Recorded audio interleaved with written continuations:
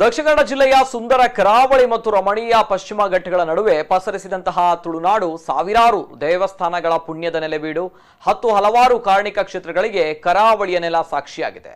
ಇಂತಹ ಪುಣ್ಯ ಆಲಯಗಳಲ್ಲಿ ಒಂದಾದ ಬಂಟ್ವಾಳ ತಾಲೂಕಿನ ಬರಿಮಾರು ಶ್ರೀ ಮಹಾಮಾಯ ದೇವಸ್ಥಾನದಲ್ಲಿ ವರ್ಷಂಪ್ರತಿ ವಿಜೃಂಭಣೆಯಿಂದ ನಡೆಯುವ ಶತಕಲಶಾಭಿಷೇಕ ಸಂಭ್ರಮ ಮನೆ ಮಾಡಿತ್ತು. ಕ್ಷೇತ್ರದಲ್ಲಿ ನಿನ್ನೆ ಮಧ್ಯಾಹ್ನ ದೇವರ ಬಲಿ ಪೂಜೆ ಹಾಗೂ ವೈದಿಕ ವೃಂದದಿಂದ ಮಹಾಚಂಡಿಕಾ ಯಾಗ ನೆರವೇರಿದೆ. ಈ ಸಂದರ್ಭ ಹೆಚ್ಚಿನ ಸಂಖ್ಯೆಯಲ್ಲಿ ಭಕ್ತಾದಿಗಳು ಆಗಮಿಸಿ ಅಮ್ಮನವರ ಆಶೀರ್ವಾದಕ್ಕೆ ಪಾತ್ರರಾದರು.